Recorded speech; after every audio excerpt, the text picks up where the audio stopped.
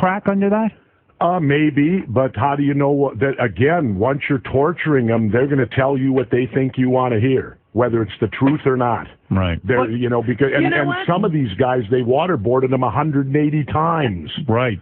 And also, all of our soldiers in every war have been tortured by the enemy. That's did right. Did we fall? I would have.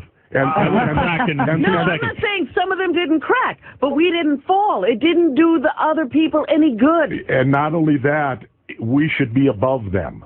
That's true. We should not stoop to if we stoop to their level, then we're no better than they are.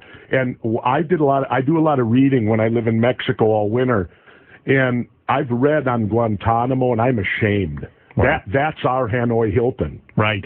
And we've had people die there. We torture people there and all this stuff. Innocent people are there. Exactly. John McCain was always against. John McCain's against torture, right? Yep. I mean, because he was tortured. I'm against torturing innocent people. Don't get me wrong. You said on Larry King that your guys, who you were in the SEALs with, it was unnecessary for you to be waterboarded because you said, I don't know how serious you were. I'm dead serious. That you would never be tortured because you would go out in a blaze of glory. Yep. You would never be taken alive. Nope. You could not imagine a scenario where you would be taken alive. Never.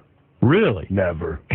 And we all have. There's an unwritten oath in the SEALs. We have never had one SEAL captured. We've had them die. Right. We've lost SEALs. We've never been captured, and we've never left a body behind, not even a dead body behind. That's the truth. Really? Yes. Wow. And in fact, a good friend of mine, in order to keep that we never have left a body behind, won the Congressional Medal of Honor doing that in Vietnam. A guy named Mike Thornton went through training with my brother. How come you never... And he actually was he saved the life of another Congressional Medal of Honor winner. A lot of guys serve in office. I mean, you served a high office. You were governor. And the mayor. That's People right. Forget that, yeah.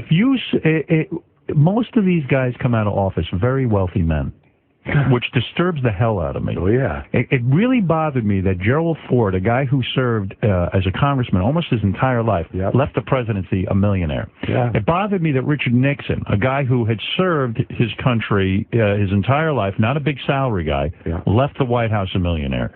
How come you didn't cash in? I mean, were you offered lots and lots of money? No. You were not. How did these guys do it? How come you didn't do it? Well, I can only say, gee, they must have good investors. Yeah.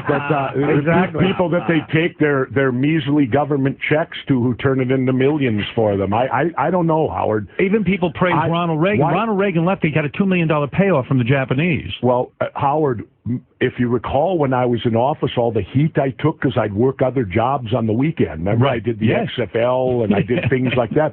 That's because I got paid $120,000 a year to be governor. Right. Well, but people didn't realize every meal that my family and I ate in the governor's residence was deducted from my paycheck. Wow. My driving of my official governor's vehicle. You're kidding me. Wait. To and from the Capitol, mileage was deducted because they only allowed during the course of the workday. Wow. So by the time taxes were out, those things were deducted. I was governor at $60,000 a year. Wow. And you make a good point, because don't you think the original guys who served in government, I'm talking about our forefathers, most of them were farmers and things like this, and they would go to Washington, vote on a few things, and go back to the farm and work. They were common people. They these were never meant to be full-time jobs. Yeah. So these guys who become senators or governors or congressmen and make this big living off of it, they're up to something. We know that, right? To me, they've got to be, because how could at 60, say I'd have been governor 12 years. Okay. At $60,000 a year, how would I be a millionaire? So you're saying when you would go out and take jobs with the XFL or do a wrestling gig or something, you're saying to the taxpayers, listen, I'm like you. I got to make a living. I'm not sitting and trying to figure out a scam where I can deduct my meals and all this other stuff. I'm trying to play by the book. Well, and I kept it above board, and I took a lot of heat over that, and my entire 4 years in office, the Capitol was never open on the weekend. And here's another thing that they didn't write about.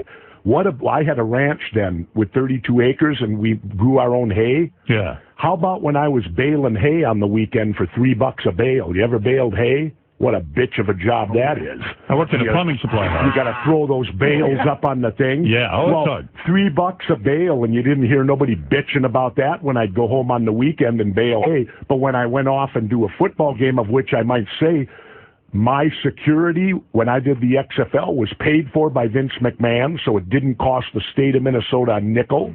He would fly me to and from the games in a private jet. So people thought you were cashing in on the fact that you were governor. You're saying just the opposite, and I happen to agree with you. Yep. That was my work before I got into this. I need to make a living because I'm not sitting and making a side deal with somebody, so when I get out of office, I'll make a speech and get $2 million. Well, like our current dilemma between Al Franken and Senator Coleman on who's going to win? Yes. Well, have you heard about what they busted Coleman for? What did they bust him for? Well, some big insurance company hired his wife at $75,000 a year, and she can't even write a policy. Wow. Now, I turned to my son. I said, there's a job for you. I told my son, listen, go to these guys. I said, you don't even have to write a policy, and you start at $75,000 a year. Well, you make a good point. That's a pretty good starting salary. That's how these guys leave office and make money. Now, this is outrageous. How are we living in a country where we can't get a senator? You talk about Coleman and Franken.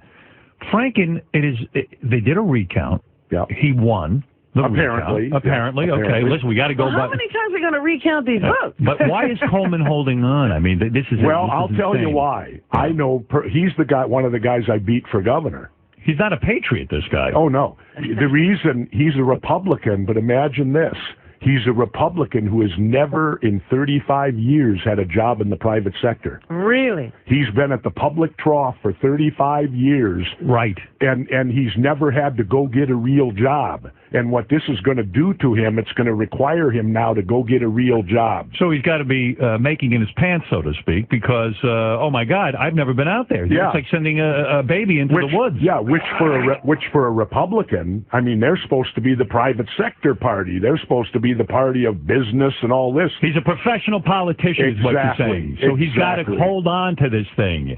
It's not fair what he's doing. The people deserve a senator. Yeah. And, listen, Franken's won the recount. But they still need the process. You got to go through the process because the election was so close that if it's within a certain amount of votes, by law, there has to be a recount. And so they had a recount. Yep. And now Franken's still sitting around. How long is this going to go on? Coleman's big bitch is that they're not counting all the absentee votes, that they threw some out for some whatever reason. Right. And when he's only behind by 312 votes, so I guess to a certain aspect I can see where he has a concern over that, but it's all about where he's a hypocrite is the night of the election when he won by like 200 votes, he said at that point Franken should drop out. Well, now at the end of the recount where he lost, why doesn't he do what he said? He should drop out now. But now it's a different game because he's on the shoes on the other foot. Exactly. Good point. So now it's all different. Well, we're asking is at what point do you waterboard Coleman? Coleman would not be my first waterboard. My first waterboard would be Dick Cheney. You had a great line on Larry King. You ought to repeat that one, what you would do about waterboarding Dick Cheney. Well, I told Larry, I said, if you give me a waterboard Dick Cheney in 1 hour, I will have him confessing to the Sharon Tate murder. Which is true. It's true. Well, guys like Dick Cheney, but let's be honest, guys like Dick Cheney drive you crazy because, listen, you are a guy who served your country. You see these warmongering guys, these guys who perhaps even lied to the American public and said there are weapons of mass destruction. Torture, yeah. There was an article the other day how Rumsfeld was busy giving George W. Bush religious quotes, getting psyched up about the war and all this stuff. So you must look at all these guys who didn't serve their country, never served a day where they actually fought in a war. And you don't have to fight in a war, Howard. But just join. You need the military even in times of peace. Right. Like they always give the excuse, well, the Vietnam War had ended. I was too young. And like I said, excuse me, you turned 18, didn't you? You could still serve. You could still serve. Right. Who knows when the next war is going to be? That's what my grandfather always said. It was a World War II veteran and captured in the Battle of the Bulge and everything. He always said every kid should go in the military. It's just good for a kid. Well, if you're going to be Dick Cheney, and be so into war, And so into torture, and so into everything else. Right. It's the chicken hawk argument. Well, yeah, and do you know what these guys are? I'll give you another one, what they are. And we all know these people.